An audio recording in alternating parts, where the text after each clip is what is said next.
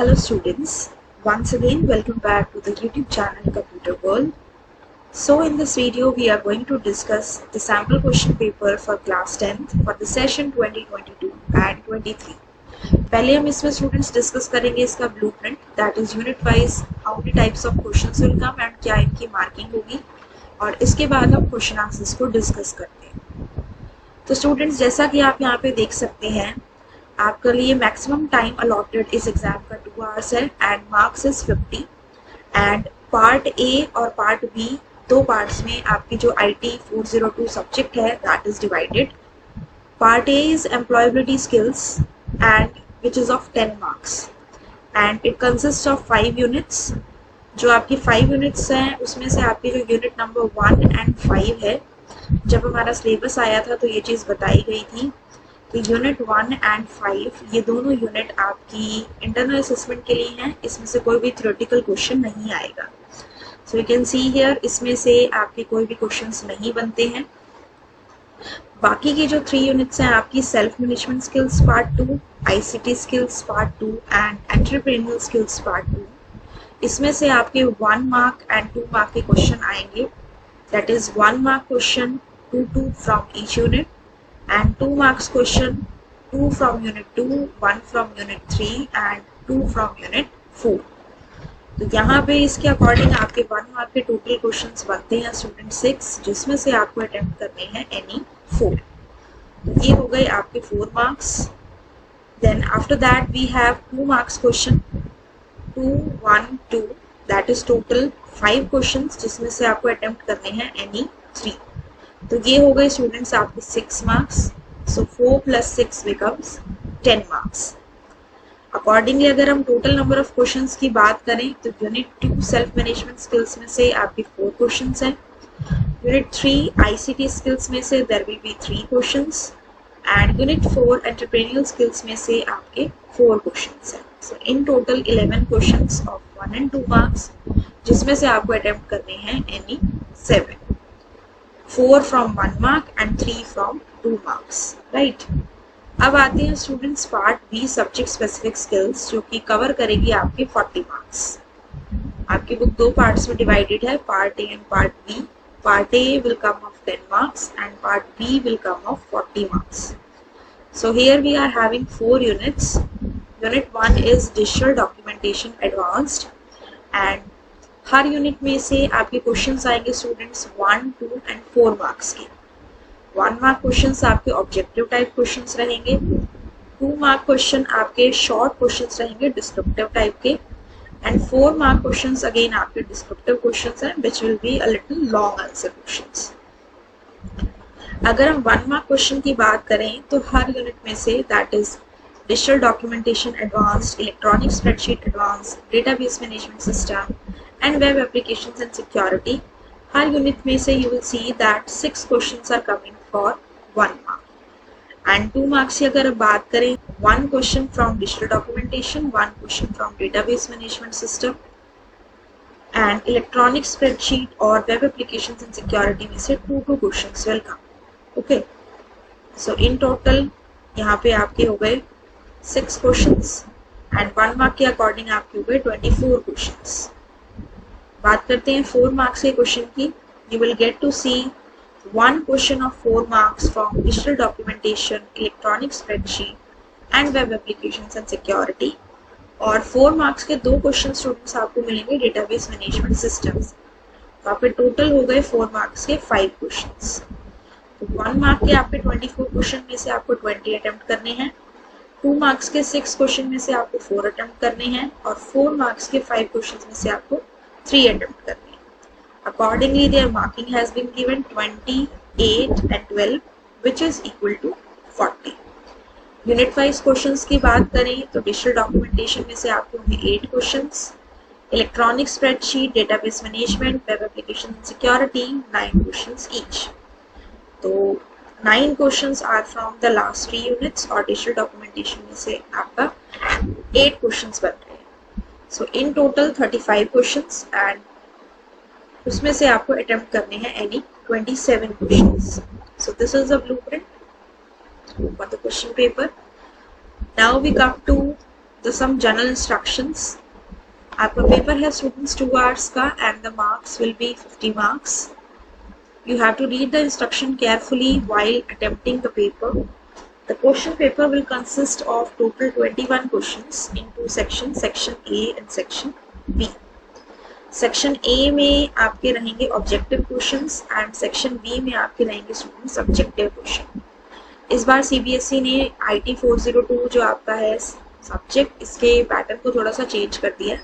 पहले हमारे पास part A में objective questions plus question answers आते थे पार्ट ए के, देन पार्ट बी में again objective questions fill ups etcetera and then question answers of part B आते थे। लेकिन इस बार सीबीएसई ने सेक्शन ए में ऑब्जेक्टिव टाइप क्वेश्चंस डाले हैं जो आपके पार्ट ए पार्ट बी दोनों में से रहेंगे, और सेक्शन बी में सब्जेक्टिव टाइप क्वेश्चंस डाले हैं जो आपके पार्ट ए पार्ट बी दोनों में से रहेंगे। बाकी मार्किंग जो आपको बताई गई है वो वैसे ही रहेगी। Out of the given 21 questions 5 + 16 जो है आपको अटेम्प्ट करने हैं 5 + 10 that is 15 question in the allotted maximum time of 2 hours। And it would be better अगर आप हर सेक्शन के क्वेश्चंस को करेक्ट ऑर्डर में अटेम्प्ट करें, because it becomes easy for the teacher also to check, because अगर आप different areas में करते हैं तो वहाँ पे बार बार पेजेस को टर्न करना it becomes a difficult task। ठीक है, तो सेक्शन ए की बात करते हैं स्टूडेंट्स। ऑब्जेक्टिव टाइप क्वेश्चंस हैं 24 मार्क्स। अब यहाँ पे लिखा हुआ है it consist of the 5 questions. 5 questions को इन्होंने हर एक क्वेश्चन को 6 पार्ट्स में डिवाइड किया है जिसमें से आपको अटेम्प्ट करने हैं। You can see here any 4 you have to attempt। ठीक है, इसके बाद यहाँ पे marks allotted are mentioned against each part, negative marking नहीं है, and you have to do the paper as per the instructions given। Then section B consists of the subjective type questions that is 26 marks। तो हम कह सकते हैं objective और subjective जो है अराउंड सेम उनको मार्क्स अलॉट किए गए हैं, 24 for objective type and 26 for subjective type. तो it is a very good chance for you to obtain good marks, because objective में आप इजीली मार्क्स को गेन कर सकते हैं, but main condition is that आपने कंसेप्ट को थॉरली पढ़ा। अगर आपके कंसेप्ट थॉरली क्लियर हैं तो it is not difficult to gain marks and not difficult to gain even full marks in the IT exam. Okay, 26 marks के आपके subjective question है जिसमें आपके 16 क्वेश्चन हैं and candidate has to do 10 questions। Marks are allotted and according to the given instructions you have to do। Instructions का मतलब यहाँ पे है कि internal choices जो provided हैं उसके according you have to choose the number of questions। So start करते हैं student section A से objective type questions। Now question number 1 is dash operating system enables multiple users to work on the same computer at different times और simultaneously. कौन सा ऐसा operating system होता है जो हेल्प करता है बहुत सारे यूजर्स को कि वो सेम कंप्यूटर पे अलग टाइम पे या सेम टाइम पे काम कर सके। We have 4 options, multi programming, multi processors, multi user और मल्टी टास्किंग। स्टूडेंट्स यहाँ पे देखिए क्वेश्चन सजेस्ट कर रहा है कि मल्टीपल यूजर्स एक टाइम पे काम करते हैं, यानी कि बहुत सारे यूजर्स जो भी काम करते हैं एक टाइम पे, तो इसके अकॉर्डिंग हमारा आंसर होगा multi user operating system. And अगर आप इसकी मार्किंग स्कीम में देखें तो यहाँ पे आपके पास इसके आंसर्स भी प्रोवाइडेड है along with the page number given, and बताया गया कि ये कहाँ से है, from the CBSE study material, and the page is given that is page 23। तो here we are having the CBSE study material. अगर हम यहाँ से पेज 23 पे जाते हैं तो यहाँ पे आप चेक कर सकते हैं multi user. It enables the multiple users to work on the same computer at different times of simultaneously।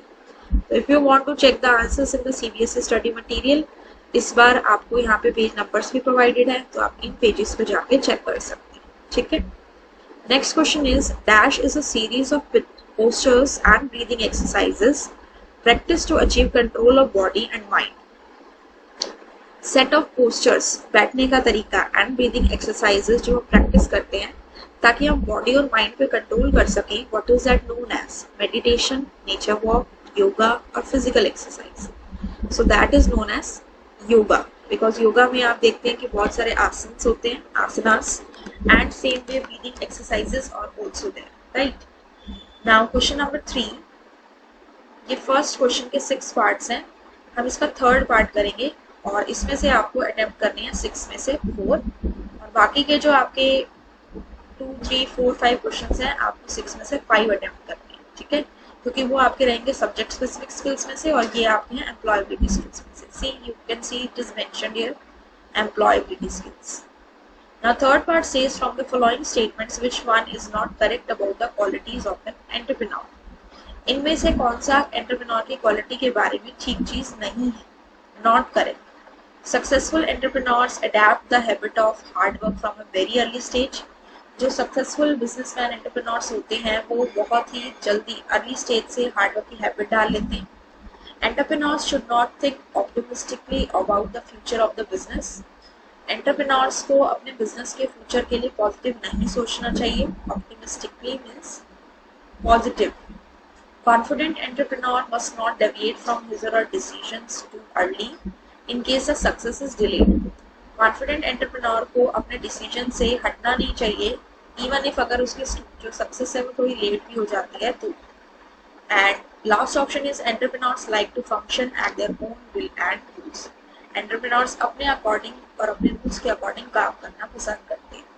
तो आपसे क्वेश्चन क्या पूछा गया है कि इनमें से एंटरप्रेन्योर की क्वालिटी के लिए क्या चीज करेक्ट नहीं है. तो it would be students option B कि एंटरप्रेन्योर्स जो हैं वो बिजनेस के लिए ऑप्टिमिस्टिकली नहीं सोचते हैं. ये चीज आपकी क्या हो जाएगी, इट इज नॉट करेक्ट. अगर हम मार्किंग स्कीम में जाएं तो यहाँ पे अगर आप इसके आंसर को देखें, it is given and you can see the page number that is page 38. तो यहाँ से आप पेज 38 पे जाके इसकी क्वालिटीज को चेक कर सकते हैं. ओके 38 पे नहीं है ये. Okay this is a little miss printing.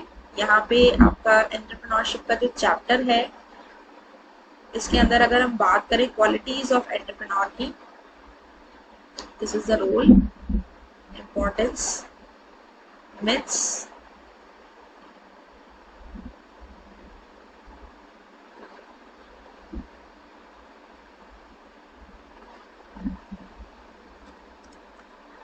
These are the qualities of the entrepreneur.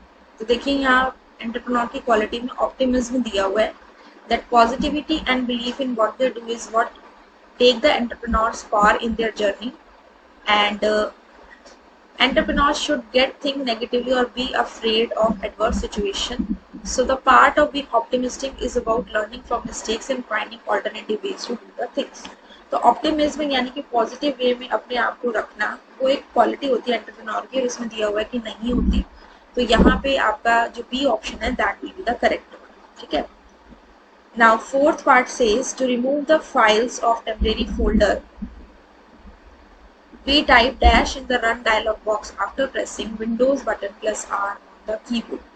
अगर आपको temporary folder की फाइल्स या temporary फाइल्स को रिमूव करना है तो आप रन डायलॉग बॉक्स के अंदर Windows plus R button press करने के बाद जो आपका रन डायलॉग बॉक्स आता है उसमें आप क्या टाइप करते हैं, hash temp hash, percentage temp percentage, dollar temp percentage और एंड टेम्प एंड. सो इसका करेक्ट आंसर है students percentage temp percentage. Run dialogue box में हम ये टाइप करते हैं, आपके सामने एक लिस्ट आ जाती है टेम्परेरी फाइल्स की, उन सबको सेलेक्ट करके you can delete those files. Okay. Fifth part says dash is not the quality of the self confident people. इनमें से क्या सेल्फ कॉन्फिडेंट पीपल की क्वालिटी नहीं है. They are dependent, they have positive attitude, they are hard working और they have commitment.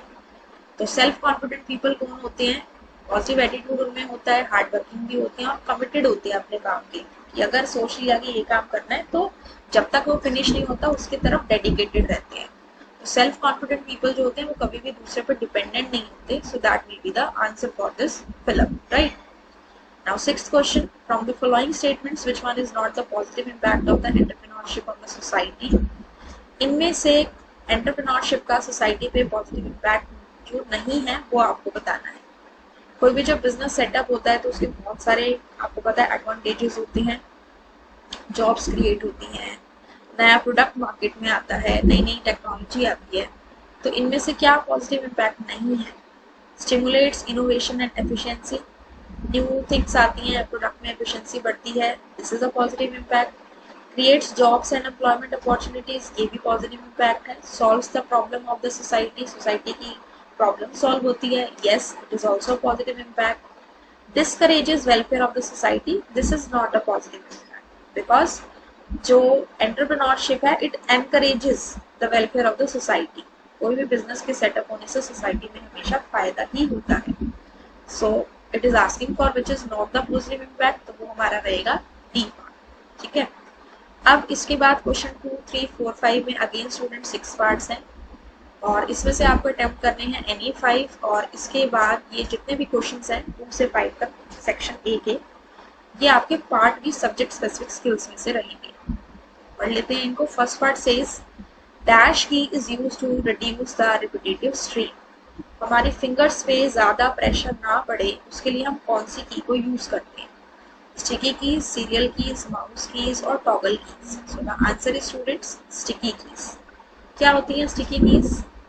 जैसे कि आपको सेलेक्ट करने के लिए एक शॉर्टकट की, सारे डेटा को सेलेक्ट करने के लिए आप एक शॉर्टकट की यूज़ करते हो Ctrl+A, तो आपको कंट्रोल को प्रेस करके रखना होता है, फिर आप साइमल्टेनियसली ए को प्रेस करते हैं।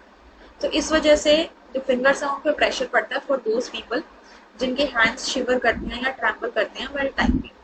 तो उनके लिए कीबोर्ड को और हमारे सिस्टम को यूजर फ्रेंडली बनाने के लिए हमारे पास विंडोज के अंदर ये फीचर है, एक्सेसिबिलिटी फीचर, जिसमें हम स्टिकी कीज को ऑन कर सकते हैं और आपको एक बार कंट्रोल की को प्रेस करना है, लीव कर देना है, फिर आप ए को प्रेस करेंगे।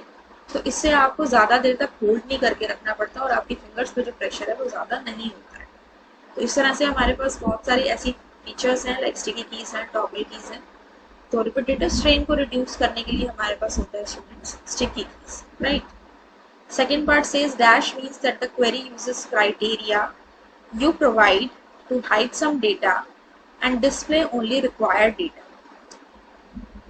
इन चारों ऑप्शंस में से किसका मतलब ये होता है कि क्वेरी यानी कि जो भी आपने उसमें कमांड दी है या क्वेश्चन पूछा है वो किसी क्राइटेरिया को यूज करती है जो आप प्रोवाइड करते हैं, जिससे कि जो डेटा है वो हाइड हो जाता है और सिर्फ वो डेटा डिस्प्ले होता है जो आपको चाहिए। ठीक है, तो इसमें ऑप्शंस हैं फिल्टरिंग, रिपोर्ट, सॉर्टिंग, फॉर्म्स। जब भी हमें सिर्फ रिक्वायर्ड डेटा को डिस्प्ले कराना हो, बाकी सबको हाइड करना हो, तो हमारे पास ऑप्शन है स्टूडेंट्स फिल्टरिंग।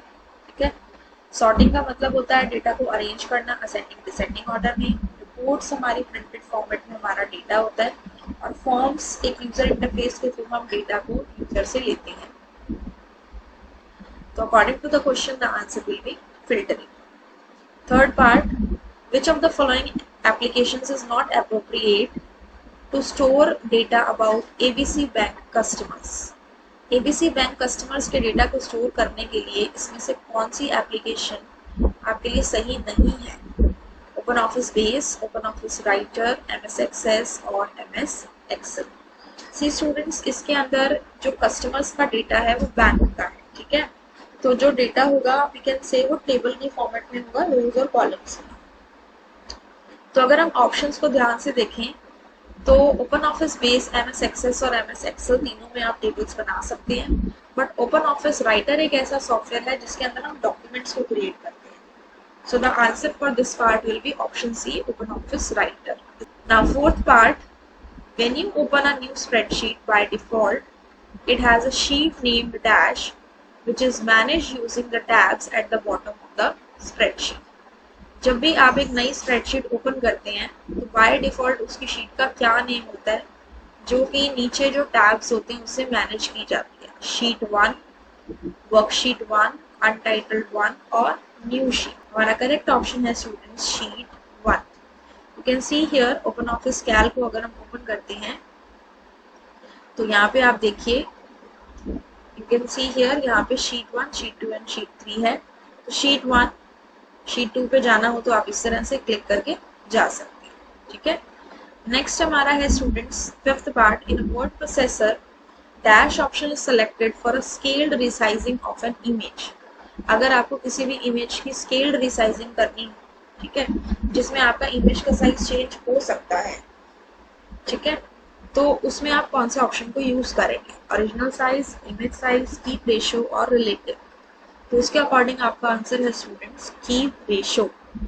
जब भी आप इसमें कीप रेशियो ऑप्शन को यूज करते हैं तो इस केस में क्या होता है, आप अपने जो इमेज है उसके साइज को आप चेंज कर सकते हैं और इसमें आपका इमेज का साइज चेंज हो सकता है बट उसकी जो रेशियो है दैट इज स्केलिंग है वो सेम रहती है, ठीक है।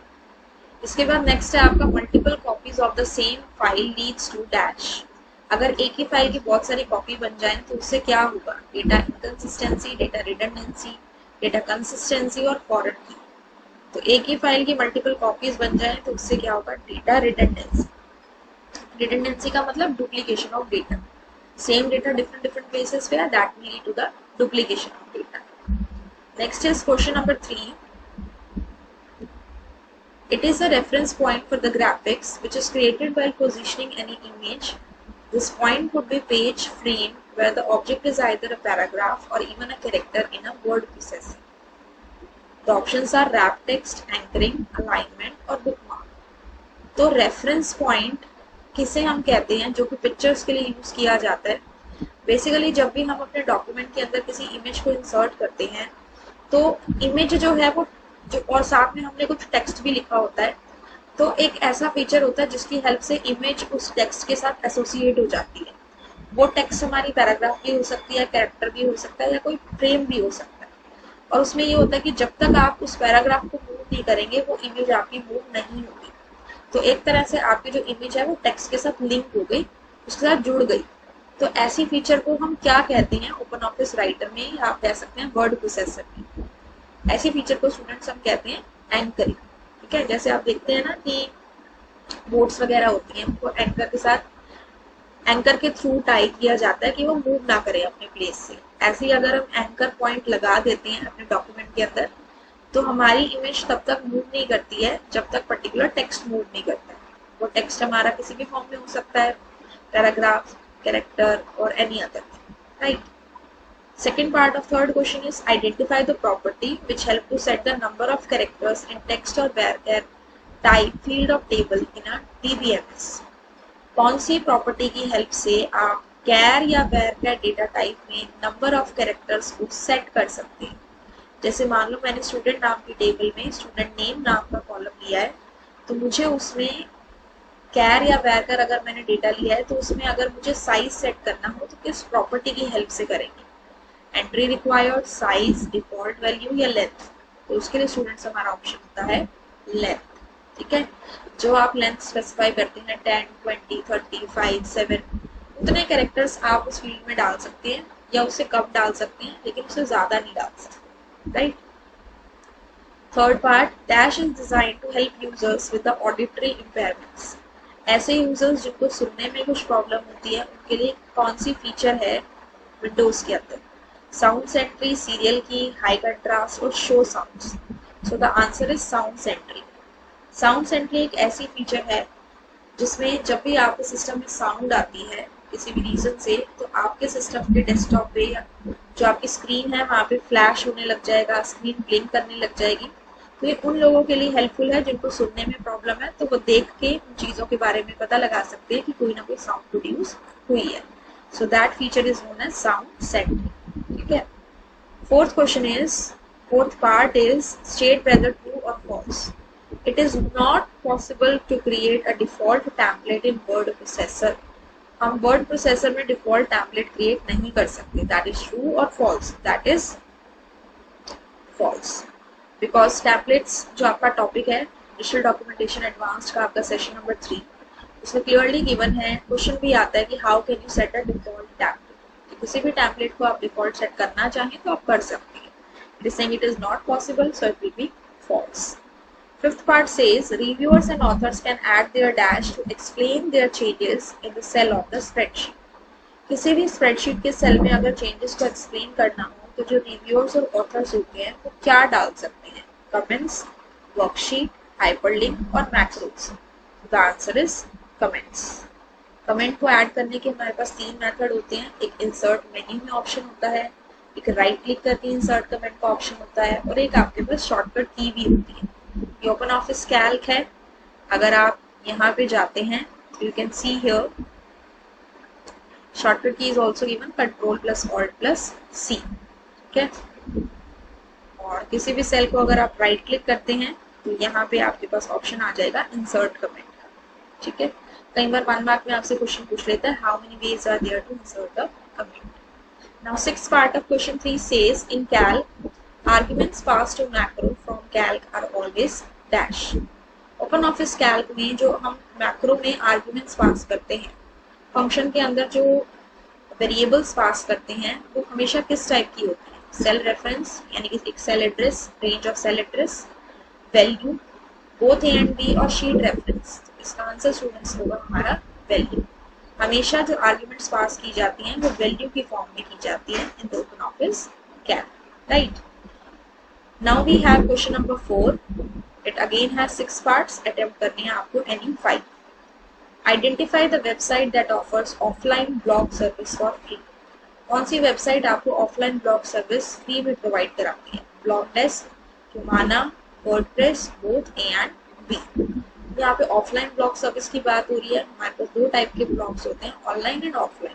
ऑनलाइन वो होते हैं जो आपने क्रिएट किए, पब्लिश कर दिए, सेम टाइम पे यूजर्स को विजिबल हो जाएंगे। लेकिन ऑफलाइन ब्लॉग प्रोवाइडर्स वो होते हैं जो जिसमें आप ब्लॉग को बना के रख सकते हैं and as soon as you have an active internet connection आप उसे पब्लिश कर सकते हैं। तो उसके एग्जांपल्स की बात करें तो ऑफलाइन ब्लॉग सर्विसेज सॉफ्टवेयर्स में हमारे पास है Humana एंड वर्डप्रेस। तो ऑप्शन डी में दिया हुआ है both A and B, so that will be the correct answer for first part. और जो ब्लॉग डेस्क है वो आपकी online blog service provider, right. Second part, John has written a book consisting of 15 chapters. He wanted to make the index of the book.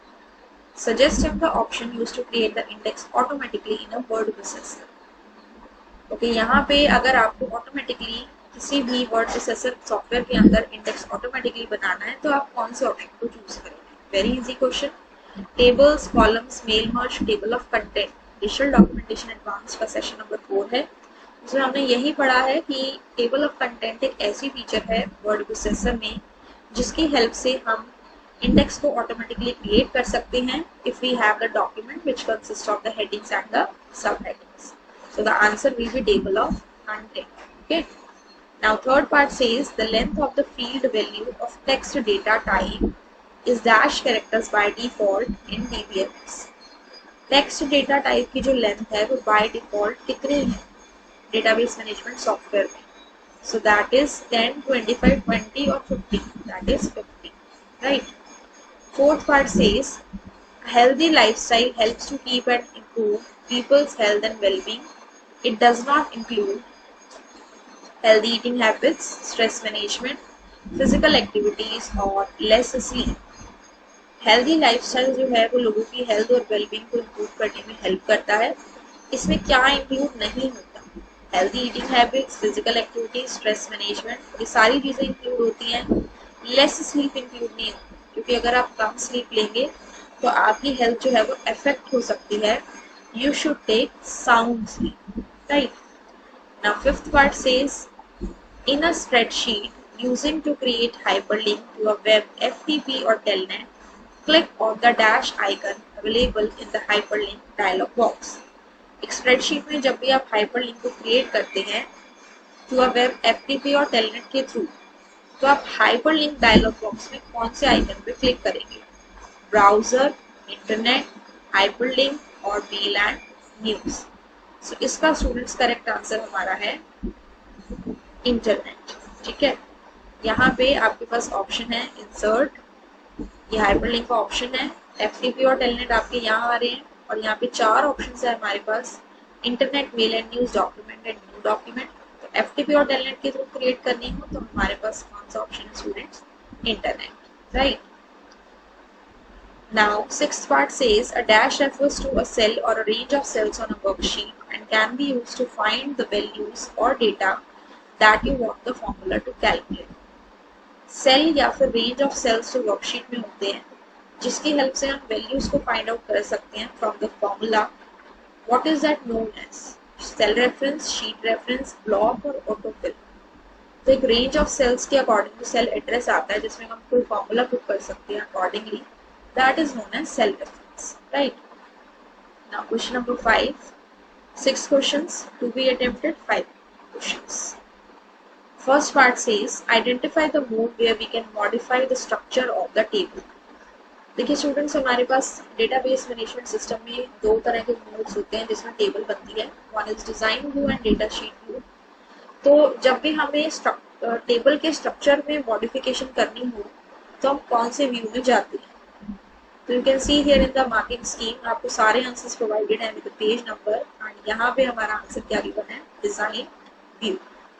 Design view के अंदर आप उसके structure को चेंज कर सकते हैं, मतलब आपको अगर फील्ड का नाम चेंज करना है, फील्ड मीन्स कॉलम, उसका डेटा टाइप चेंज करना है या कुछ डिस्क्रिप्शन चेंज करनी है तो आप कर सकते हैं। और डेटा शीट व्यू वो व्यू होती है जिसमें हम डेटा को इंसर्ट करते हैं, जो भी हमने इसमें फील्ड्स ली हैं उसके डेटा को डालते हैं, वो data sheet view.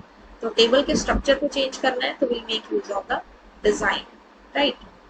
Second part says BSNL stands for dash. BSNL stands for Bihar संचार निगम लिमिटेड, भारत समाचार निगम लिमिटेड, भारत संचार निगम लिमिटेड, और none of the above. It's a very easy question. BSNL stands for Bharat संचार निगम limited.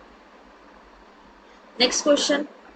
Next part says dash function takes the data from a series of worksheets or workbooks and summarizes into a single worksheet that you can update easily.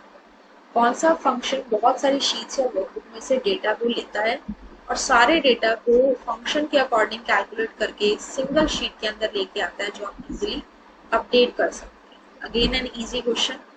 Data combination, data consolidation, data merging और data concatenation. Correct answer will be data consolidation. नाम से ही पता लग रहा है, consolidation means combine करना और data consolidation means data को कंबाइन करना। ये आपका इलेक्ट्रॉनिक स्प्रेडशीट एडवांस में से सेशन 1 का टॉपिक है, डेटा कंसोलिडेशन। ओके, सबसे पहला टॉपिक यही आता है।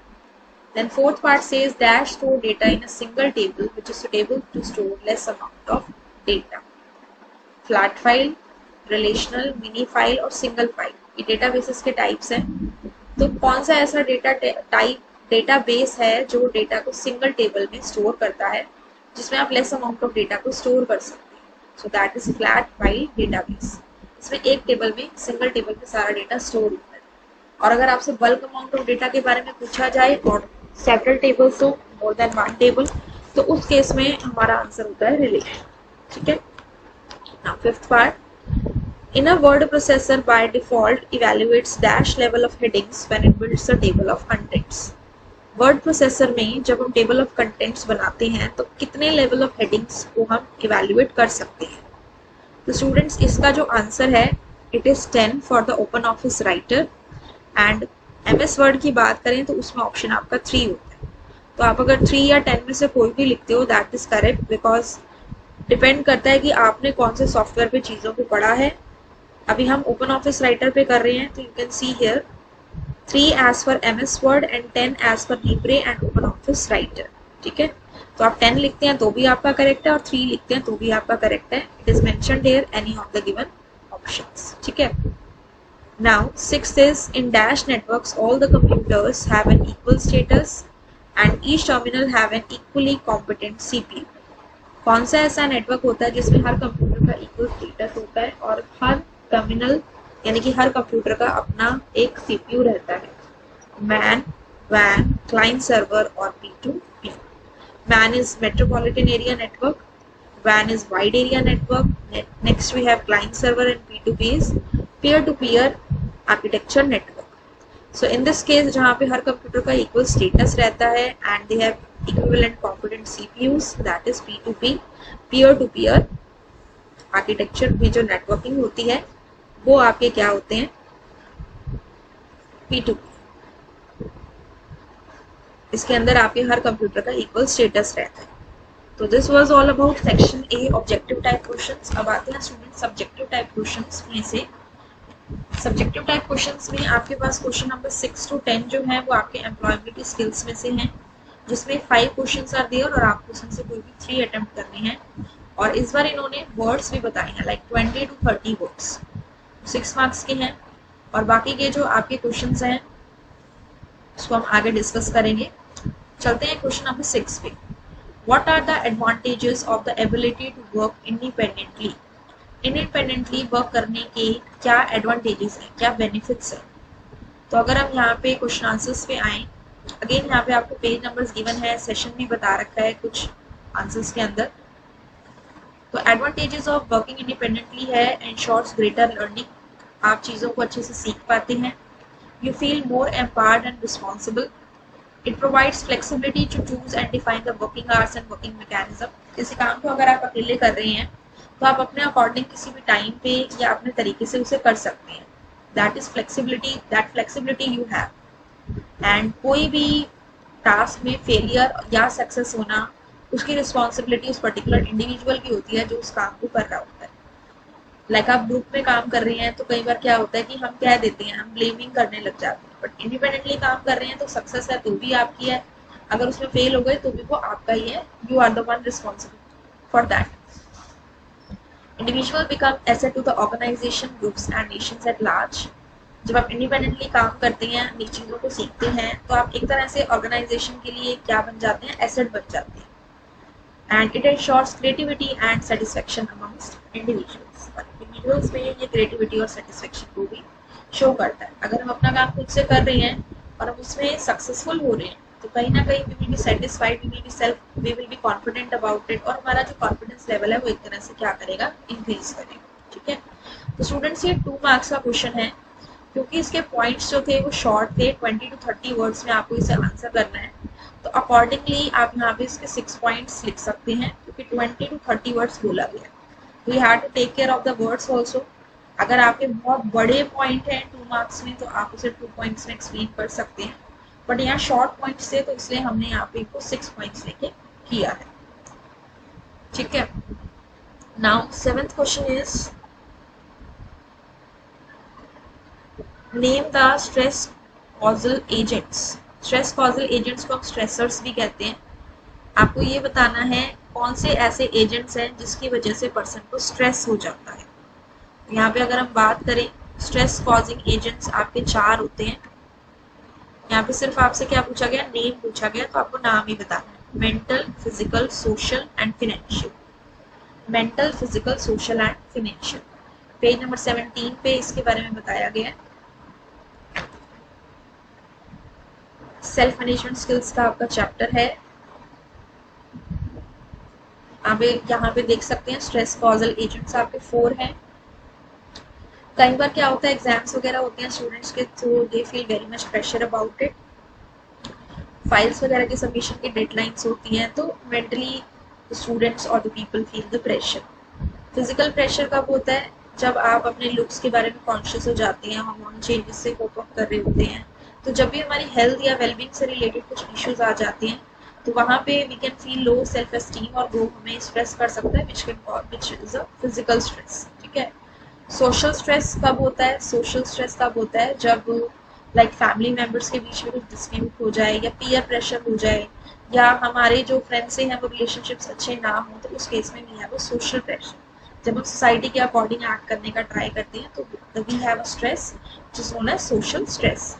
फाइनेंशियल स्ट्रेस क्या होता है, जब we have a lack of money, जब हम चाहते हैं कि हम फाइनेंशियली इंडिपेंडेंट बने लेकिन we are just on the process of becoming it, तो वहाँ पे हो सकता है आपको स्ट्रेस हो कि if I would have this much money I would have done this thing, तो that is known as financial stress.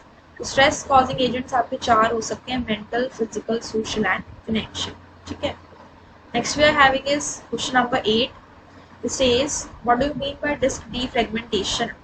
Disc defragmentation का क्या मतलब होता है? तो स्टूडेंट्स, डिस्क डीफ्रेगमेंटेशन हमारी क्या होती है? Disk defragmentation removes all the unnecessary information that slows down the computer. हमारे कंप्यूटर को जो भी चीज़ स्लो कर रही होती है, डिस्क डीफ्रेगमेंटेशन सारी इंफॉर्मेशन को रिमूव कर देती है। And it should be done at regular intervals which helps the disk space to be used at an optimal level. Regularly like week में एक बार या 2 वीक्स में एक बार हमें एटलीस्ट इसे करना चाहिए ताकि हमारा जो डिस्क स्पेस है वो ज़्यादा फिल ना हो। बेसिकली डीफ्रेगमेंटेशन का काम क्या होता है? फ्रेगमेंट्स होते हैं पीसेस, डीफ्रेगमेंट का मतलब होता है उन पीसेस को इकट्ठा करके एक जगह पे प्लेस करना। तो हमारी मेमोरी में जो डेटा होता है वो अलग अलग प्लेसेस पे फ्रेगमेंटेड होता है। तो डिस्क डीफ्रेगमेंटेशन यूटिलिटी क्या करती है, वो सारे डेटा को एक जगह पे इकट्ठा करती है ताकि बाकी का जो स्पेस है वो किसी और डेटा को दिया जा सके या फाइल को दिया जा सके। ठीक है, so that is the meaning of the disk defragmentation. अब हम चलते हैं क्वेश्चन नंबर 9 में। Explain any 2 myths about entrepreneurship. Entrepreneurship के 2 मिथ्स के बारे में आपको बताना है, एक्सप्लेन करना है। जहां क्वेश्चन में आपको 2 स्पेसिफाइड है वहां पे आप 2 करिए, जितने भी आपको स्पेसिफाइड है 4 रोल्स 2 मिथ्स इस तरह से स्पेसिफाइड है वहां करिए। लेकिन जहाँ पे स्पेसिफाइड नहीं है, आपको पता एक्सप्लेन करना है और शॉर्ट पॉइंट्स है, तो वहां पे आप 5 to 6 पॉइंट्स लिख सकते हैं, राइट। 2 मिथ्स आपको बताने हैं स्टूडेंट्स। मिथ्स क्या होता है? फॉल्स बिलीफ या ओपिनियन। तो यहाँ पे मिथ्स हमारे पास they have given around 4 they have given, जिसमें से आपको एनी 2 करने हैं, प्रॉपरली एक्सप्लेन है। तो first myth is the misconception is that every business idea needs to be unique और स्पेशल। ऐसा समझा जाता है कि हर बिजनेस आइडिया जो है वो यूनिक या स्पेशल होना चाहिए, नया होना चाहिए। जो पुराने बिजनेस चल रहे हैं वैसा नहीं होना चाहिए। It is a misconception, it is a myth.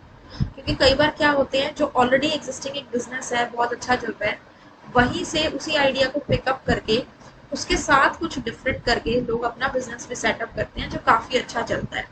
So that is a myth. Second misconception ये है कि person needs a lot of money to start a business. हर बिजनेस को स्टार्ट करने के लिए बहुत ज्यादा मनी नहीं चाहिए होता। आपके पास जितना मनी है आप उसी को यूज करके या थोड़ा बहुत किसी से बोरो करके अपने बिजनेस को सेटअप कर सकते हैं। और जैसे जैसे आपका बिजनेस ग्रो करता है, आप मनी वहां से आपको आता है, प्रॉफिट आता है, फिर आप उस पैसे को बिजनेस में लगा के उसे और बड़ा बना सकते हैं, ठीक है। तो ऐसा नहीं है कि हर बिजनेस को स्टार्ट करने के लिए बहुत ज्यादा मनी चाहिए। देन थर्ड है आपका एक मिसकंसेप्शन ये भी है कि only a person having a big business is an entrepreneur. जिस पर्सन का बहुत बड़ा बिजनेस है सिर्फ उसे ही एंटरप्रेन्योर बोला जाएगा, ये भी चीज गलत है। क्योंकि बिजनेस बड़ा हो या छोटा, बिजनेस होता है। अगर एक पर्सन बिजनेस को रन कर रहा है जो कस्टमर की नीड्स को फुलफिल कर रहा है, तो वो भी एक एंटरप्रेन्योर है। साथ में वो अपनी उसमें क्रिएटिविटी ऐड ऑन कर रहा है, तो भी वो एक एंटरप्रेन्योर है। मोस्ट बिजनेस स्लो से स्मॉल से स्टार्टअप होते हैं और हार्डवर्क और क्रिएटिविटी की हेल्प से वो बड़े बनते जाते हैं। फोर्थ मिसकंसेप्शन स्टूडेंट्स ये है कि entrepreneurs are born not made. इसका मतलब ये हुआ कि जिन लोगों की फैमिली में ऑलरेडी एंटरप्रेन्योर्स हैं, उनकी आगे आने वाली जनरेशन से एंटरप्रेन्योर्स होगी और कोई नहीं हो सकता। But this is a myth. कुछ लोग ऐसे होते हैं जो बिजनेस करना चाहते हैं और बिजनेस को सक्सेसफुल बनाने के लिए उन्हें जो भी करना पड़े वो करते हैं। अगर वो जॉब भी कर रहे हैं तो वो जॉब में अच्छा टाइम देके उसे सीखते हैं, समझते हैं कि कैसे ये बिजनेस या ये काम किया जाता है, और उसके बाद अपने हार्डवर्क और क्रिएटिविटी से अपना वो बिजनेस सेटअप करती है। तो it depends upon your way of thinking. You must believe that anything is possible and it shall be achieved. आपके पास बस एक आइडिया होना चाहिए काम करने के लिए, एंड नॉट ओनली आइडिया, आपको उसके लिए एक्शन तो ऑफकोर्स लेना ही पड़ेगा। लेकिन अगर आप उसमें मन से डेडिकेटेडली काम करते हैं, सारी चीज़ों को ध्यान में रखते हुए, तो of course you can also setup a business. तो ऐसा नहीं है कि एंटरप्रेन्योर्स जो होते हैं वो फैमिली जनरेशंस में ही होते हैं। A person who is having a job also, वो भी एक एंटरप्रेन्योर बन सकता है। Okay, question number 10 is write any 4 roles of the entrepreneurs. आपको 4 रोल्स के बारे में बताना है। एंटरप्रेन्योर के 4 रोल्स बताने हैं आपको। ये होते हैं आपके coordinating role, agents role, innovators role and risk assumption role. तो ये आपके 4 रोल्स हैं। और भी दे रखे हैं imitating role, capital formation role and employment generation role. Page number 5 पे तो नहीं है, खैर ये एंटरप्रेन्योरशिप स्किल्स जो आपका चैप्टर है इसके अंदर आप जाएंगे तो यहाँ पे आपको रोल दे रखे हैं given on page number 52 and 53। देखिए, इनोवेटर रोल मींस नए प्रोडक्ट और सर्विसेज को मार्केट में लाना। Agent role means changes, opportunities को देखना, अपने प्रोडक्ट में चेंजेस करना according to the type of market. Coordinating role means बहुत सारे चीज़ों को कोऑर्डिनेट करता है, प्रोडक्शन, जो एम्प्लॉयज को टास्क दिए वो सारा काम डिपार्टमेंट में अच्छे से हो रहा है या नहीं हो रहा, तो कोऑर्डिनेट करना उस चीज़ के लिए। रिस्क एजम्पशन रोल में आपका आ जाता है कि कैलकुलेटेड रिस्क लेना पर कैलकुलेटेड लेना, ताकि कंपनी को ज़्यादा नुकसान भी ना। कैपिटल फॉर्मेशन रोल यानी कि मनी इन्वेस्ट करना, ट्रेड एक्टिविटीज़ के अंदर काम करना। इमिटेटिंग रोल मतलब, इमिटेटिंग का मतलब होता है किसी को कॉपी करना। तो कई बार क्या होता है, दूसरी कंट्रीज में कोई बिजनेस बहुत अच्छा चल रहा है तो हम उसे इमिटेट कर लेते हैं, अडाप्ट कर लेते हैं, प्लस उसमें अपने कुछ इनोवेटिव आइडियाज को भी डाल देते हैं जो कि हमारे मार्केट के अकॉर्डिंग रिक्वायर्ड है या लोकल एरिया के अकॉर्डिंग रिक्वायर्ड है, so that is imitating role. इसी तरह से बहुत सारे आपके रोल्स हैं, आप कोई भी 4 रोल्स का यहाँ पे नाम लिख सकते हैं, ठीक है। इसके बाद ये आपके क्वेश्चन से स्टूडेंट्स एम्प्लॉयबिलिटी स्किल्स में से। अब आपके क्वेश्चन नंबर 11 से आपके स्टार्ट होते हैं from the part B subject specific skills. यहाँ पे आपके पास 6 क्वेश्चंस हैं 2 मार्क्स के, जिसमें से आपको अटेम्प्ट करने हैं any 4 in 20 to 30 words each. First question is state any 2 purposes of using templates in a word document. Word document that is कोई भी वर्ड प्रोसेसर, जैसे कि हम इसमें हम ओपन ऑफिस राइटर का यूज करते हैं, तो उसमें टेम्पलेट को यूज करने की 2 पर्पस क्या होते हैं वो आपको बता, 2 पर्पस बताने हैं, तो 2 ही पॉइंट लिखेंगे हम इसमें। देखिए, the purpose of using templates is to save the time. देखिए, टेम्पलेट स्टूडेंट क्या होता है, it is a sample to create the other documents.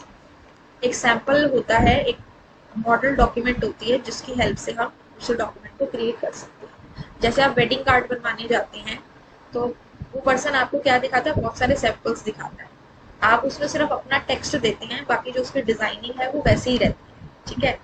यही हमारे टैबलेट्स होते हैं वर्ड प्रोसेसर में। हमारे पास कुछ टेक्स्ट होता है, कुछ इमेजेस होती हैं, आप चाहें तो उस टेक्स्ट को कुछ फॉर्मेटिंग करते हैं और वही फॉर्मेटिंग आप उसी फॉर्मेटिंग के ऊपर आप नए डॉक्यूमेंट को क्रिएट करते हैं। तो इस तरह से आपका टाइम सेव होता है and it is a pre design document जिसे आप यूज कर सकते हैं to create the documents quickly without having to think about formatting. आपको वहाँ फॉर्मेटिंग नहीं करनी पड़ती, आपका काम जल्दी हो जाता है बिकॉज फॉर्मेटिंग ऑलरेडी उसमें हो चुकी होती है। Understood? So that is the answer. Now we have question number 12 which says mention any 2 operations that can be performed using macros in a spreadsheet. Spreadsheet में जो मैक्रोज होते हैं उसकी हेल्प से आप कौन से 2 ऑपरेशंस कर सकते हैं। तो macros are used to perform different types of operation. Basically हम इसमें फॉर्मेटिंग सेटिंग्स अप्लाई कर सकते हैं, जैसे हमने किसी भी कॉलम को या सेल कोई कलर दे दिया, कोई फॉन्ट दे दिया, कोई साइज दे दिया, कोई आपका फॉन्ट कलर दे दिया या बैकग्राउंड कलर दे दिया, तो फॉर्मेटिंग हम कर सकते हैं, डेटा को सॉर्ट कर सकते हैं या कोई भी मैथमेटिकल फॉर्मूला या फंक्शन हम अप्लाई कर सकते हैं। आपने देखा होगा कि मैक्रोज के अंदर हम क्या करते हैं स्टूडेंट्स, फॉर्मूला जो है जनरली जब मैक्रो बनाते हैं तो फॉर्मूला को स्टोर कर देते हैं और उसे एक मैक्रो का नाम दे देते हैं, ठीक है। तो उसके अंदर हम फॉर्मूला अप्लाई कर सकते हैं, डेटा को स्टोर कर सकते हैं, फॉर्मेटिंग जो है वो भी अप्लाई कर सकते हैं, फॉर्मेटिंग को भी सेव कर सकते हैं। स्टूडेंट्स, इस वीडियो के डिस्क्रिप्शन में I will provide you the link of the playlist of all the units employability skills as well as your subject specific skills.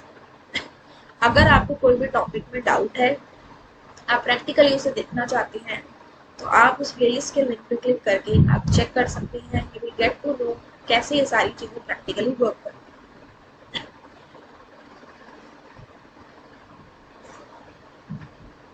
हैं। Next is question number 13। It says, what do you mean by hyperlinks in spreadsheet? Give 2 different types of hyperlinks that can be used in the spreadsheet. Spreadsheet में hyperlinks क्या होते हैं और 2 hyperlink के आपको नाम बताने हैं जो स्प्रेडशीट में हम यूज करते हैं।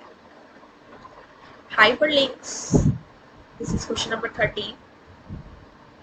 Hyperlinks can be used in Calc to jump to a different location from within a spreadsheet. अगर आपको एक स्प्रेडशीट से किसी दूसरे लोकेशन पे जाना है, हाइपरलिंक एक ऐसा टेक्स्ट होता है जिसके नीचे लाइन होती है, अंडरलाइन होता है, जैसे ही आप उस पर क्लिक करते हैं आपका माउस का पॉइंटर हैंड की शेप में चेंज हो जाता है और उसे क्लिक करने पे या तो आप स्प्रेडशीट के दूसरे एरिया में पहुंच जाते हैं या आप दूसरी फाइल्स में पहुंच जाते हैं। It can lead to other parts of the current file और द डिफरेंट फाइल। और 2 तरह के जो हाइपरलिंक होते हैं हमारे, that are relative hyperlinks and absolute hyperlinks, right. Question number 14. List the numeric and alphanumeric data types in OpenOffice base. OpenOffice base के numeric और alphanumeric data type आपको बताने हैं। तो यहाँ पे देखिए स्टूडेंट्स, numeric data type में हमारे पास आता है tiny int, small int, integer, big int, decimal, real, float, double and boolean। इसके अंदर जो आपके ये हैं till big int, ये आपके integer type of data के लिए हैं और डेसिमल, रियल, फ्लोट, डबल ये आपके डेसिमल टाइप डेटा के लिए जिसमें फ्रैक्शन पार्ट होता है। एंड बुलियन डेटा टाइप होता है जिसमें 2 ऑप्शंस होते हैं, यस या फिर नो। ठीक है। कभी भी आपको ओपन ऑफिस बेस में ऐसा क्वेश्चन देना है जिसका आंसर यस या नो फॉर्म में होता है तो आपका डेटा टाइप बुलियन होता है, लेकिन ये सारे किस कैटेगरी में आते हैं, न्यूमेरिक डेटा टाइप्स। ठीक है। फिर आपसे पूछा है अल्फा न्यूमेरिक डेटा टाइप्स, जिसके अंदर आप alphabets as well as numbers डाल सकें। तो एक होता है आपका कैर एंड वैर, इन दोनों को हम most of the time use करते हैं। टोटल इसके अंदर 4 होते हैं। वैर कैर इग्नोर केस भी होता है थर्ड वन, एंड लॉन्ग वैर कैर होता है मैम। ये सारे alpha numeric type of data को स्टोर करने के लिए यूज होता है, बस इनकी जो रेंज होती है that is number of characters जो आप इसमें स्टोर कर सकती हैं वो डिफर करती है। ठीक है।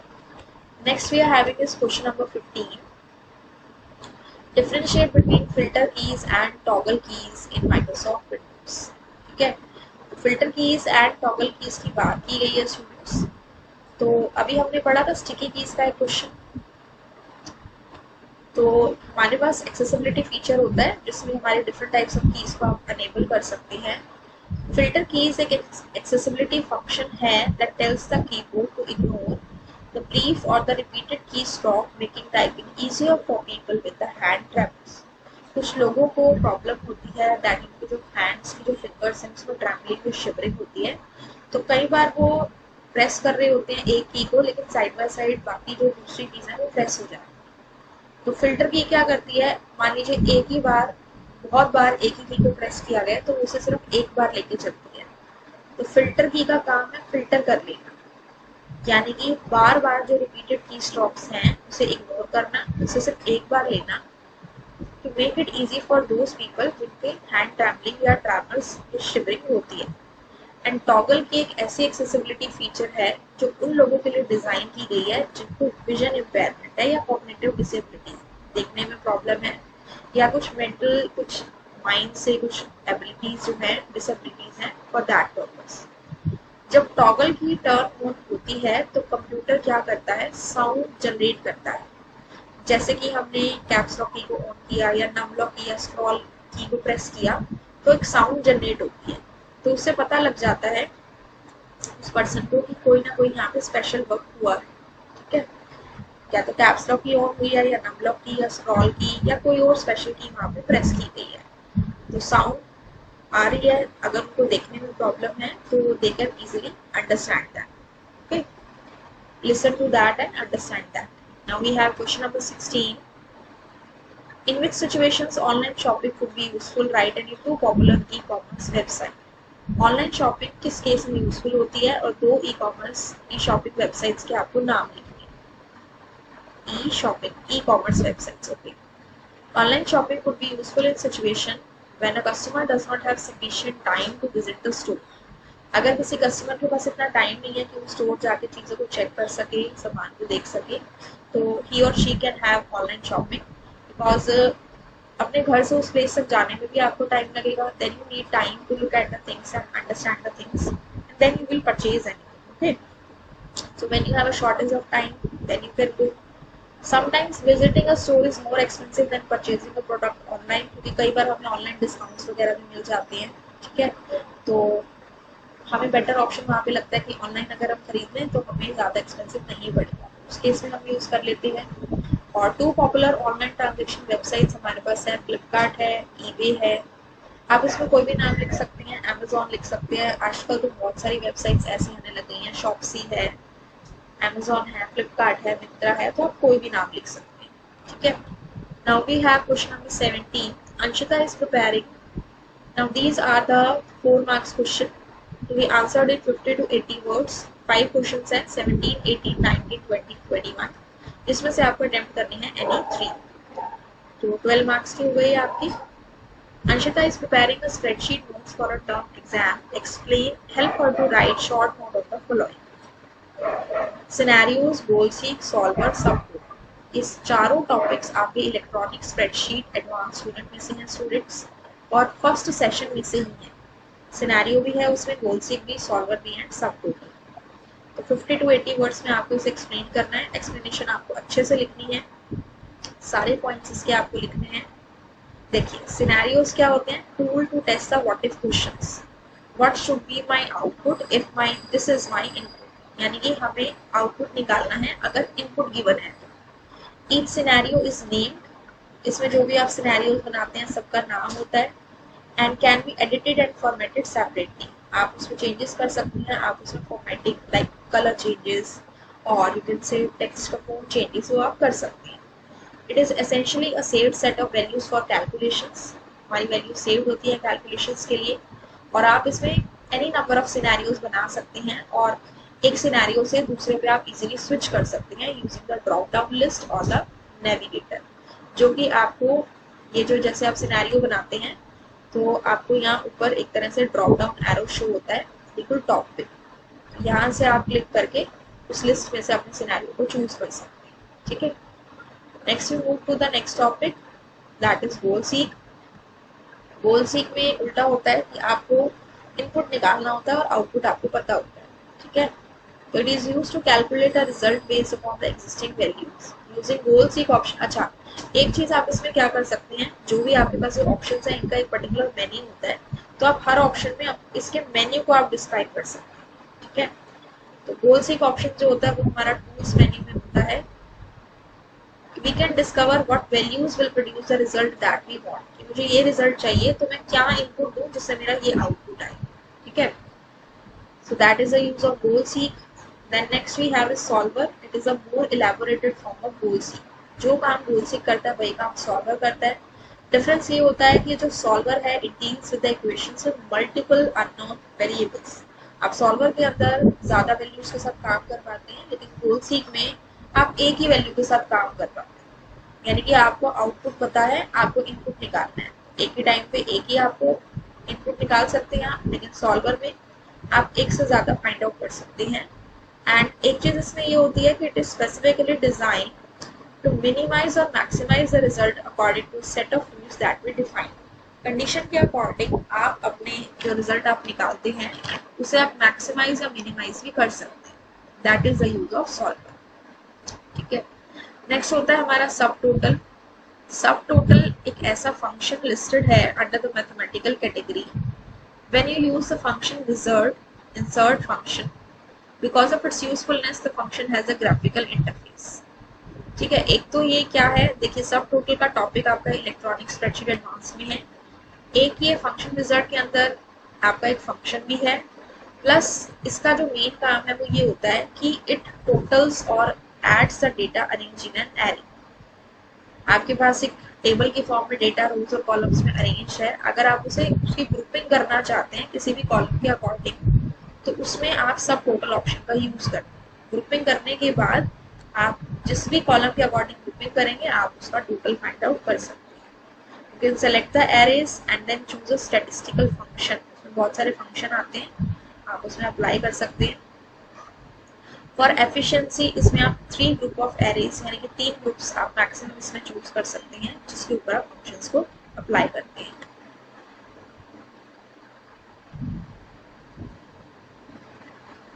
ये हमारा सब टोटल्स का ऑप्शन है। इसके अंदर देखिए यहाँ ग्रुप बाय आ रहा है, first group, second group, third group. Group by आपको किसके अकॉर्डिंग करना है, यहाँ पे अभी हमारा कॉलम ए सेलेक्टेड है, जब भी आप इसमें डेटा डालेंगे तो उसके अकॉर्डिंग आपके नाम यहाँ पे शो होने लग जाएंगे और ये आपके फंक्शंस हैं, सम, काउंट, एवरेज, मैक्स में एंड दीज ऑल। ठीक है, so this is all about the sub totals option. इसकी एक्सप्लेनेटरी फॉर्म की वीडियो के लिए आप डिस्क्रिप्शन बॉक्स में इसकी प्लेलिस्ट में जाके चेकआउट कर सकते हैं। उसके बाद स्टूडेंट्स हमारा आता है question number 18। It says Tanmay is a class 10 student. He has learned mail merge option of a word processor in his computer period, but he is confused with a few terms used to merge the document. Mail merge option जो है उसके बारे में तन्मय ने पढ़ा है and he is confused with some of the terms. You have to explain these terms which are related to the mail merge. Merge field, data source, main document and mention 2 types of data on which mail merge can be applied. तो ये 4 terms हैं, ये आपकी main मर्ज topic से related है, इसके बारे में हम डिस्कस करते हैं। मर्ज फील्ड स्टूडेंट्स क्या होती है? Merge field is where you want to insert the information from a data source into main document. Mail merge में हम 2 डॉक्यूमेंट्स के ऊपर काम करते हैं, वो होते हैं हमारे डेटा सोर्स और मेन डॉक्यूमेंट। 2 मेन चीजें होती हैं। डेटा सोर्स होता है एक ऐसी फाइल जिसमें नेम और एड्रेस होता है, नेम और एड्रेस से रिलेटेड इंफॉर्मेशन होती है जो हर वर्जन के साथ चेंज होती है। और मेन डॉक्यूमेंट वो डॉक्यूमेंट होती है जिसमें टेक्स्ट और ग्राफिक्स होते हैं। इट में बी फॉर्मल और एन ऑफिशियल लेटर, और इसके अंदर जो डेटा होता है वो सबके लिए सेम होता है। ये डेटा सबके लिए सेम जाता है और डेटा सोर्स में से जो डेटा फेच होगा वो सबके लिए अलग अलग जाता है। ठीक है। और मेल मर्ज के अंदर जो दो टाइप के डेटा के ऊपर हम काम करते हैं वो है लेबल्स और लेटर्स। या तो हम लेटर सेंड करते हैं या हम प्रिंटिंग लेबल्स बनाते हैं। लेबल्स प्रिंट करने का क्या मतलब है, जिसमें सिर्फ क्या होता है, नेम होता है, एड्रेस होता है, फोन नंबर होता है, ऑल दिस थिंग्स। जैसे वेडिंग कार्ड होता है ना, उसके अंदर का जो कंटेंट है वो आपका क्या हुआ, एज ए लेटर हुआ। और जो आप ऊपर स्लिप लगाते हैं, जिसको भी आप कार्ड देते हैं, उसका आप नाम लिखते हैं, उसका एड्रेस लिखते हैं, वो गए लेबल्स। ठीक है। अब मर्ज फील्ड क्या होती है, यहाँ पे आपने जैसे मान लीजिए ऐसे लिया फर्स्ट नेम लास्ट नेम, तो फर्स्ट नेम और लास्ट नेम आप नाम की आपने कॉलम तो बना दिया टेबल के अंदर, लेकिन वो उसे फेच करेगा डेटा सोर्स से, वो अलग अलग होगा। तो हम इस इंफॉर्मेशन को, जिस इंफॉर्मेशन को हम डेटा सोर्स से मेन डॉक्यूमेंट में डालते हैं, जिसमें इस तरह के शेवरॉन साइन आते हैं, जैसे कि इसके बीच में आएगा first name, then next line में सपोज मैंने लिख दिया लास्ट नेम, और नेक्स्ट लाइन में आ गया एड्रेस। तो ये जो आ रहे हैं इसका मतलब अलग अलग डेटा इनके लिए फेच होगा from the data source in the main document. ये साइन आपको मेन डॉक्यूमेंट में दिखते हैं और इस डेटा को हम कहते हैं मर्ज फील्ड। ठीक है। नेक्स्ट आपके पास है students question number 19। Question number 19 कहता है कंसीडर द टेबल सेल्स। यहाँ हमारे पास एक सेल्स नाम की टेबल है। अब इसके अंदर आपके पास 4 कॉलम है, sale ID, product name, price and discount. इसके अंदर 4 रोज ऑफ डेटा है। तो आपसे पूछा गया है how many fields and records are there in the sales table. Fields means columns and records means rows. तो वी कैन सी हियर, अगर हम कॉलम्स की बात करें 1 2 3 एंड 4, हमारे पास यहाँ पे 4 फील्ड्स हैं। और रिकॉर्ड्स की बात करें तो 1 2 3 एंड 4 हमारे पास रिकॉर्ड्स हैं। Right the SQL commands for the following. इनकी एसक्यूएल कमांड बतानी है हमें। Display sales ID and price of all products whose discount is more than 1000। जब भी आपके पास आए डिस्प्ले शो, तो वहां पे हमारी जो स्टेटमेंट होती है या कमांड होती है students, that is select command. क्या डिस्प्ले कराना है वो आपको क्वेश्चन में प्रोवाइडेड होगा। One is sales ID and one is price. तो यहाँ पे देखिए सेल्स आईडी जो है उसके लिए फील्ड का नाम है सेल आईडी, और यहाँ पे प्राइस जो है that is with the name price only. और whose discount is more than 1000, तो कंडीशन आ गई, तो वहां पे आप यूज करेंगे वेयर क्लॉज को। More than 1000 means more than के लिए आप सिंबल लगाएंगे ग्रेटर देन और वैल्यू दे देंगे 1000, और हर क्वेरी के बाद में आपको देना है सेमीकोलन। यहाँ पे आप देख सकते हैं select sale ID comma price from sales. Table का नाम देना इज मस्ट। क्या क्या चाहिए, डिस्प्ले कराना है तो select sale ID comma price from sales. Table का नाम इज सेल्स। कंडीशन के लिए वेयर लगाया, डिस्काउंट इज ग्रेटर देन 1000। ये जो 1000 वैल्यू जिसमें आ रही है इस कॉलम का क्या नाम है, डिस्काउंट। जो कॉलम का नाम हो यानी कि फील्ड का नाम हो आपको वही देना है। और लास्ट में you have to put a semicolon after every query. ये जो सेंटेंस हमने लिखा ये कमांड है और इसे हम क्वेरी भी कहते हैं। ठीक है। नेक्स्ट हमारा पार्ट है इसका, display the details alphabetically bye product name. Display कराना है तो सेलेक्ट द डिटेल्स, डिटेल्स मतलब सारे कॉलम्स। तो जब भी हमें सारी डिटेल्स शो करानी हो तो भी use the asterisk symbol. Display के लिए सेलेक्ट, सारी डिटेल्स हैं तो एस्ट्रिक, जिसे हम स्टार भी बोल देते हैं। Alphabetically bye product name, sorted order में डिस्प्ले कराना है प्रोडक्ट नेम के अकॉर्डिंग। तो प्रोडक्ट नेम का फील्ड नेम है प्रोडक्ट prod underscore name। तो जब भी हमें सॉर्ट करना होता है we have a clause for that, that is order by clause. Select star from sales, order by product name. Star means all the columns. Table का नाम सेल्स है तो फ्रॉम कीवर्ड के साथ टेबल का नाम देना इज मस्ट। थर्ड पार्ट इसका कहता है display the product name and sales price. Display means select product name, prod name, sales price, price after deducting the discount from the price. तो जो आप प्राइस दिखाएंगे वो आप इस तरह से दिखाएंगे कि प्राइस में से आपको डिस्काउंट को हटा लेना। तो note is given sales price can be calculated as price minus discount. तो इसको अगर हम लिखें तो कैसे लिखेंगे, select product name comma price minus discount from sales. क्योंकि मुझे अब प्राइस में क्या चाहिए, डिस्काउंट हटा के प्राइस चाहिए, तो I have to write here price minus discount from sales. From is the keyword, sales is the name of my table and last में सेमीकोलन। तो इस तरह से स्टूडेंट्स आप कर सकते हैं एसक्यूएल की क्वेरी से रिलेटेड टेबल को क्रिएट करना और उसकी कमांड्स को कैसे यूज करना है।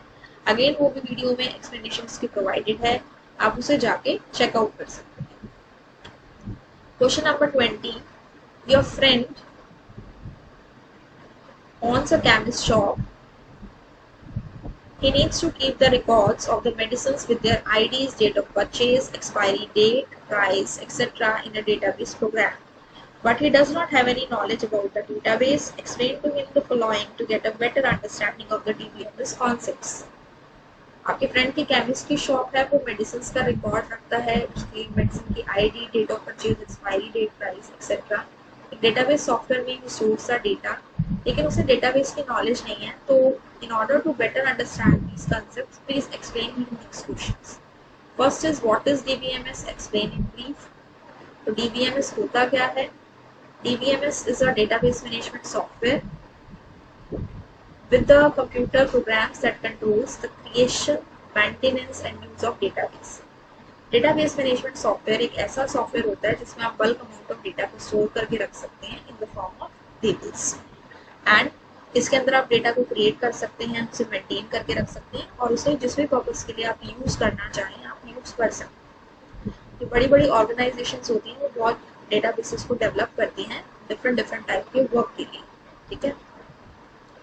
Next question is, name any two database programs which can be used to create a table and store the data as per the requirement. कोई भी दो डेटाबेस प्रोग्राम्स यानी कि सॉफ्टवेयर के नाम बताने हैं जिसमें आप डेटा को स्टोर करके रख सकते हैं। So for that the answer is Microsoft Access, MySQL, OpenOffice base, और भी होते हैं आपके साइबेस, ओरेकल, आप कोई भी दो नाम बता सकते हैं। Next we are having is, which field can be set as primary key. आपके पास यहाँ पे फील्ड है ID, date of purchase, expiry date और प्राइस। तो प्राइमरी की हमारी वो फील्ड होती है जिसमें सारा डेटा यूनिक होता है। तो अगर हम इन चार फील्ड्स के अकॉर्डिंग देखें तो date of purchase, expiry date और प्राइस सेम भी हो सकते हैं, लेकिन जो आईडी होगी मेडिसिन की वो हमेशा अलग होगी। So we can set ID as the primary key here, ठीक है। Now we have question number 4 of this one. It says, is it possible to make more than one field as a primary key in your table? Yes or no? Justify your answer. क्या आप अपने table में एक से ज्यादा field को primary की set कर सकते हैं? यस या नो, अपने आंसर को आपको एक्सप्लेन करना है। देखिए स्टूडेंट्स, वैसे तो जब हम टेबल बनाते हैं तो हर टेबल के अंदर प्राइमरी की एक ही हो सकती है, उससे ज्यादा हम नहीं बना सकते। लेकिन अगर हम ग्रुप ऑफ प्राइमरी कीज को लेके चलें, ग्रुप ऑफ कुछ ऐसे कॉलम्स को लेके चलें, तो उसे हम कह देते हैं कंपोजिट प्राइमरी की, ठीक है। जैसे कि स्टूडेंट नाम की मेरे पास टेबल है, उसके अंदर मैंने कुछ फील्ड्स ली हैं, roll number, name, class, section. Roll number तो माई प्राइमरी की इज देयर। उसके अलावा अगर मैं कोई और एक फील्ड ऐसी ले लूँ जिसके अंदर यूनिक वैल्यूज हैं, तो उन दोनों के कॉम्बिनेशन में डेटा रन करेगा, तो that will be known as the composite primary key. तो सिंस हम कंपोजिट प्राइमरी की को बना सकते हैं, इसलिए इन्होंने यहाँ पे लिखा है yes, so we can make more than one column as a primary key and it is known as composite primary key, ठीक है। नेक्स्ट हमारे पास है question number 21. Vicky is a student of class 10. He used to get the work based on internet surfing, but he is not aware of the internet and its terminology. Being a friend of Vicky, help him in finding the answers of the following questions. What do you mean by internet service provider? Internet service provider क्या होता है वो आपको बताना है। और इसमें जो फर्स्ट पार्ट का आंसर दिया हुआ स्टूडेंट्स, इसमें आपको बता रखा है पीयर टू पीयर और क्लाइंट सर्वर के बारे में, तो थोड़ी सी मिसप्रिंटिंग है यहाँ पे। हम एनसीईआरटी की पीडीएफ पे जाते हैं, यहाँ पे हमारे पास पेज नंबर 171 पे टॉपिक है इंटरनेट सर्विस प्रोवाइडर।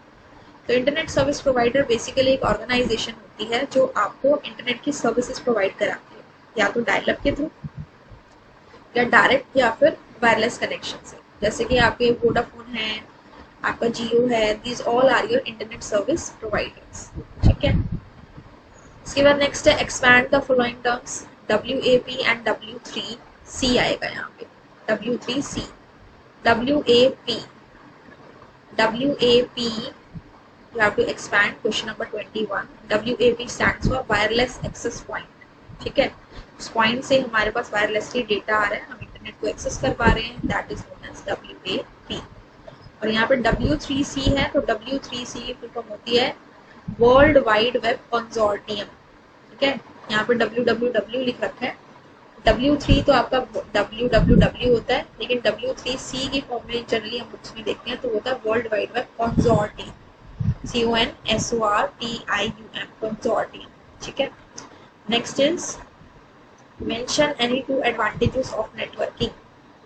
नेटवर्किंग की एडवांटेजेस आपको बतानी है. Any 2, very easy question. Networking की हेल्प से हम डेटा को शेयर कर पाते हैं. बहुत सारे कंप्यूटर्स अगर आपस में लिंक हैं एक दूसरे से वायर्स के थ्रू या वायरलेसली, तो आप डेटा को इजीली शेयर कर पाएंगे, आप फाइल्स को ट्रांसफर कर पाएंगे, जैसे कि documents, presentations, audio files etcetera. आप हार्डवेयर को शेयर कर पाएंगे, जैसे कि अगर हमारे पास लैब के अंदर 20 कंप्यूटर्स है, तो हर एक कंप्यूटर पे प्रिंटर लगाने की बजाय अगर हम एक सिस्टम पे प्रिंटर लगा दें और नेटवर्किंग में डाल दें सभी सिस्टम्स पे, तो वहाँ पे हमारी जो कॉस्ट है वो सेव हो जाएगी. हमें सब पे लगाने की जरूरत नहीं पड़ेगी, परचेज नहीं करना पड़ेगा, तो हमारा काम जो है वो ईजी हो जाएगा. हार्डवेयर शेयरिंग हो सकती है इससे. सेम वे आप इंटरनेट को भी शेयर कर सकते हैं. आप एक सिंगल इंटरनेट कनेक्शन परचेज कर सकते हैं and share it among other computers in a network instead of purchasing the multiple internet connection. So basically जो आपके ये साइबर कैफेज होते हैं या स्कूल, कॉलेज से कंपनीज में भी आप देखते हैं इस तरह की शेयरिंग की जाती है, जहाँ पे बहुत सारे कंप्यूटर्स हैं तो वहाँ पे नेटवर्किंग कर दी जाती है. और we can have usage of the network based applications. ऐसी एप्लीकेशंस जहाँ पे नेटवर्किंग का यूज होता है, जैसे कि ईमेल क्लाइंट्स हैं, वेब ब्राउजर्स हैं, चैट एप्लीकेशंस हैं, ऑडियो एंड वीडियो कॉलिंग है. तो ऐसे काम के लिए भी हम क्या कर सकते हैं, नेटवर्किंग कर सकते हैं. तो these are all the advantages. आप इसमें से कोई भी 2 लिख सकते हैं. ठीक है, next we are having is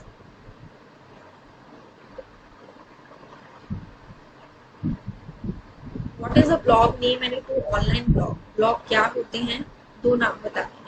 blog is a discussion style site used by non technical और technical users for creating the personal web pages. जैसे स्टूडेंट्स हम डायरी लिखते हैं ना, डायरी लिखते हैं, डेली की एक्टिविटीज सारी लिखते हैं, ऐसे ही जब हम ऑनलाइन ये काम करते हैं जिसमें हम अपने हॉबीज के बारे में या हम अपने इंटरेस्ट के बारे में लिखते हैं या डेली अपडेट देना चाहते हैं, वहाँ पे हम किसी भी चीज़ के बारे में डिस्कस कर सकते हैं. It can be used by the non technical users और द टेक्निकल यूजर्स.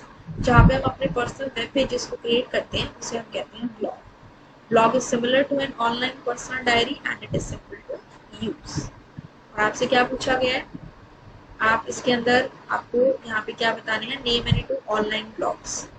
उन्हें एडवांटेज बताइए कि ऑफलाइन ब्लॉग की एडवांटेज ये होती है कि आप उसे पहले क्रिएट कर सकते हैं और जब आपके पास एक्टिव इंटरनेट कनेक्शन है तो आप उसे पब्लिश भी कर सकते हैं. ऑनलाइन ब्लॉग से अगर हम बात करें तो हमारे पास वर्डप्रेस है, ब्लॉग डेस्क है, जो भी आप ऊपर आपके एमसीक्यूज में भी आया था, और बहुत सारे ऐसे हैं जिनकी हेल्प से आप ऑनलाइन ब्लॉग्स बना सकते हैं.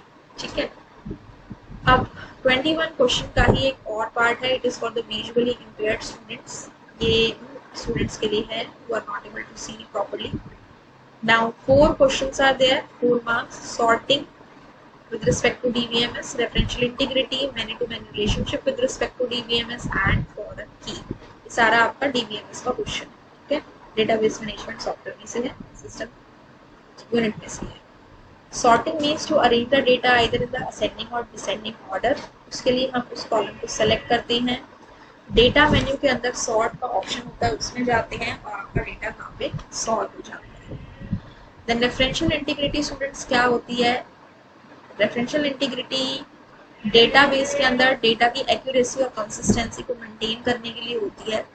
जो हमारी टेबल्स होती हैं जब वो आपस में लिंक्ड होती हैं, 2 या 2 से ज़्यादा टेबल, तो वो लिंक किसकी हेल्प से होती है, प्राइमरी की और फॉरेन की कंस्ट्रेंट की हेल्प से होती है. रेफरेंशियल इंटीग्रिटी क्या हेल्प करती है, रेफरेंशियल इंटीग्रिटी की हेल्प से हम अपनी जो टेबल होती है और जो हमारी चाइल्ड टेबल होती है उसमें हम वो रिकॉर्ड्स ऐड नहीं कर सकते जो वैल्यूज हमारी प्राइमरी की में एग्जिस्ट नहीं करती. फॉर एग्जांपल मेरे पास 2 टेबल हैं, स्टूडेंट नाम से, टीचर नाम से.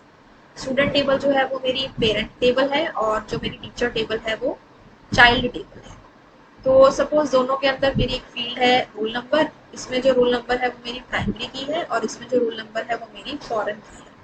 तो इस टीचर नाम के टेबल में जो रोल नंबर है इसकी वैल्यूज सिर्फ स्टूडेंट नाम के टेबल के रोल नंबर से ही जा सकती है और कोई वैल्यूज मैं इसमें ऐड नहीं कर सकती। तो जब आप इनको लिंक कर देते हैं प्राइमरी की और फॉरेन की से, तो ये अवॉइड हेल्प करती है कि कोई भी ऐसी वैल्यू जो इस रोल नंबर वाली फील्ड में एग्जिस्ट नहीं करती उस वाले फॉरेन की में ना जा पाए। सेकंड होता है कि आप इसमें कोई भी ऐसी वैल्यू को चेंज नहीं कर सकते, चेंज या डिलीट नहीं कर सकते in the primary table. This is my main table, student table. आप इसमें कोई भी ऐसी वैल्यू चेंज या डिलीट नहीं कर सकते जो उसमें एग्जिस्ट करती। मान लीजिए टीचर टेबल के अंदर कोई ऐसा रोल नंबर एग्जिस्ट करता है, लाइक रोल नंबर 4 एग्जिस्ट करता है, तो ना तो आप रोल नंबर 4 को यहाँ पे चेंज कर सकते हो क्योंकि उससे रिलेटेड टीचर की डिटेल्स होंगी, ठीक है, ना तो आप उसे डिलीट कर सकते हैं। तो एडिशन आप चाइल्ड टेबल में नहीं कर सकते उस फील्ड में, और चेंजेस और डिलीशन आप पेरेंट टेबल के फील्ड में नहीं कर सकते, ठीक है। तो ये रेफरेंशियल इंटीग्रिटी हेल्प करती है, इससे हमारा डेटा जो है उसमें मिसमैचिंग नहीं होती और वो कंसिस्टेंट रहता है। फिर बात आती है students many to many relationship की। हमारे पास 1 to 1, 1 to मैनी टू 1 और मैनी टू मैनी रिलेशनशिप होते हैं जो लिंकिंग के बाद पॉसिबल हो पाते हैं।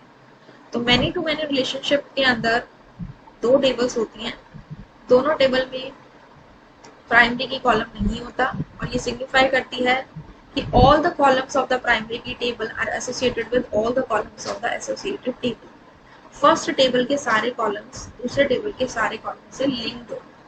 फॉर एग्जाम्पल अगर हम टेबल लेते हैं एम्प्लॉय और डिपार्टमेंट, तो कोई भी एम्प्लॉय, बहुत सारे एम्प्लॉयज के बहुत सारे डिपार्टमेंट हो सकते हैं, ऐसे बहुत सारे डिपार्टमेंट में काम करने वाले बहुत सारे एम्प्लॉयज हो सकते हैं, ठीक है। So there is no primary key. ऐसे अगर मैं स्टूडेंट और सब्जेक्ट की बात करूँ तो बहुत सारे स्टूडेंट्स बहुत सारे सब्जेक्ट्स ले सकते हैं और बहुत सारे subjects can be taken by many number of students, that is known as many to many relationship. फिर बात आती है स्टूडेंट्स फॉरेन की। तो फॉरेन की अभी हमने पढ़ा था चाइल्ड टेबल पेरेंट टेबल। तो चाइल्ड टेबल जो होती है उसमें एक ऐसा कॉलम जिसकी वैल्यूज, देखिए अभी हमने यहाँ पढ़ा, ये जो रोल नंबर है टीचर टेबल में ये फॉरेन की है, तो ये चाइल्ड टेबल का ऐसा कॉलम है जिसकी values are taken from the primary key of the parent table. जो वैल्यूज प्राइमरी टेबल या पेरेंट टेबल की प्राइमरी की है सिर्फ वही वैल्यूज मैं उसमें डाल सकती हूँ। It identifies a column or a set of columns in a table that refers to the column in the another table. One side of relation is always parent and provides the PK attributes, primary key attributes to be copied, and the many side is always the child into which the foreign key attributes are copied. तो आप देख सकते हो यहाँ पे जो अभी हमने बनाया था इसके अंदर रोल नंबर के अंदर जो हमारा डेटा है कहाँ से जा रहा है, प्राइमरी की प्राइमरी टेबल की पेरेंट टेबल की प्राइमरी की से जा रहा है, ठीक है। तो यहाँ पे एक डेटा है ये आपका मैनी फॉर्म में जा सकता है, जैसे कि यहाँ पे अगर मैंने एक रोल नंबर को एक बार लिखा हुआ है वो तो प्राइमरी की है, रोल नंबर 1 लिखा हुआ है तो यहाँ पे मैं रोल नंबर 1 ले सकती हूँ, लेकिन रोल नंबर 1 को मैं कितनी बार भी ले सकती हूँ, 4 बार भी ले सकती हूँ, 5 बार भी ले सकती हूँ। लेकिन मान लो इसमें मेरा रोल नंबर 4 है तो मैं इसमें तो रोल नंबर 4 ले सकती हूँ, लेकिन इसमें मान लो रोल नंबर 5 मेरे पास है तो मैं वो भी ले सकती हूँ। लेकिन यहाँ पे क्या होगा, मान लीजिए यहाँ पे रोल नंबर 7 नहीं है और मैंने यहाँ रोल नंबर 7 ले लिया, so that would be wrong, ठीक है। Understood my point? So that is the thing about the foreign की। With this we have covered the explanation of all the objective type questions and the subjective type questions of the sample paper students.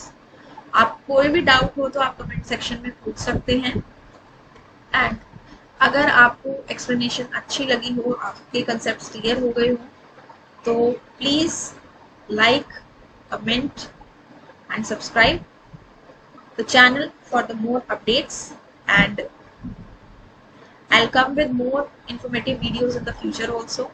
And if you have any doubt in any question, you can ask me in the comment section. I'll meet you in my next video with the more interesting topics and the updates. Till then, thank you and have a nice day.